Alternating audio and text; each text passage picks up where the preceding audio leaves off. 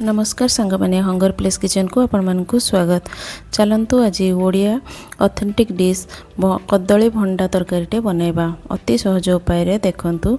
इटा गोटे देसी खाइबा ताको अति सहजरे मु केमती बनाउछि आपण मानकु आज देखैबी। देखंतु एटा फूल एथिर मु बाछि नै फूल गुडी को बाछि की छोट छोट करी काटि नैछि।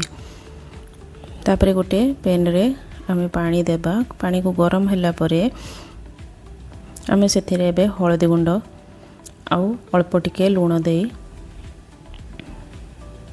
देखंतु अल्प टिके लूण देई से जो फूल गुडी को काटी छोट छोट करी रखिथिले सेथिरे आमे दे देबा।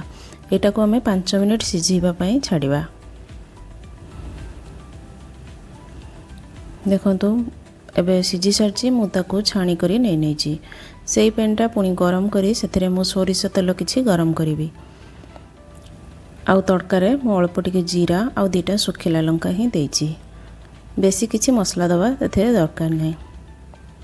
देखंतु तापरे सेथिरे मु किछि पियाज गुड़िक छोट छोट कटिकी नैथिली सेथिरे मु दे देबी। आउ याको एबे भाजीबी।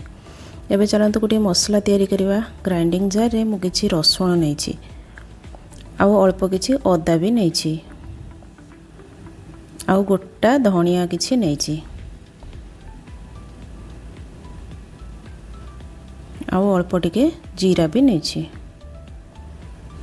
एई गुडे को अल्प टिके पानी देई आरो गोटे स्मूथ पेस्ट आमे तयारी करबा। भलो भाबरे स्मूथ पेस्ट तयारी करिवे। पूरा चिकन किना बाटी नेबे। एई पेस्ट को एबे आमे पूर्वरु जो पियाजटी भाजुथिले देखंतु से पियाज रे एबे कलर आसी गेलानी। मु सेथिरे दिटा तेजपत्र दे देली पूर्वरु दे नथिली तो एबे दे देले भी चलिबो। सेई पेस्ट को एबे आमे एथिरे दे दबा। देई करी ताकू भलो भाबरे मु मिसेइबी। आउ याकू कंचा स्मेल जिबा पर्यंत भलो से कसी देबी। एथिरे मु एबे किछि लूण किछि हळदी गुंड आउ किछि लंका गुंड देबी। एबे सेथिरे मु कट्टा रखा हेतिबा किछि टमाटो को देबी। आउ टमाटो दे सरी तापरे पुनी मु किछि ग्रीन मटर देबी। आउ कट्टा रखा हेतिबा आलू गुडी को भी देबी।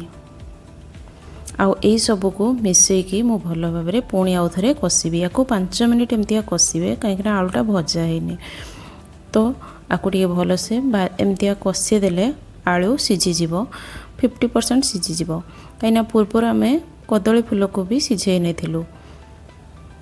एबे हेई गलानी। एबे आमे से जो कदली फूल को सिझे की रखिथिलु सेथिरे दे देई पुनी आउ थरे कसिबा। ताको भलो भाबरे पुनी 5 मिनिट कसी नबा जा द्वारा कि आलू आ फूल भलो भाबरे मिसी जिवो ता सहित भलो से सिझिबो भी।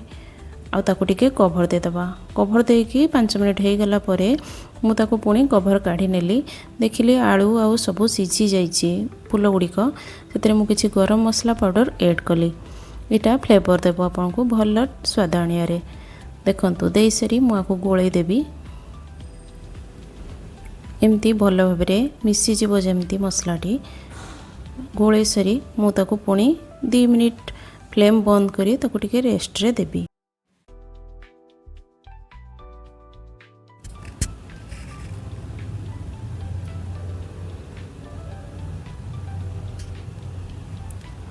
एबे 2 मिनिट हो जाइछि। देखंतु हमरो प्रस्तुत हो गला कदली भंडा तरकारी।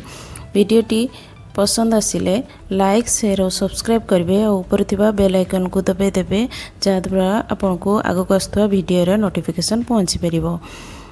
वीडियोटी लास्ट पर्यंत देखिथिबा हेतु धन्यवाद। रहिली। जय जगन्नाथ।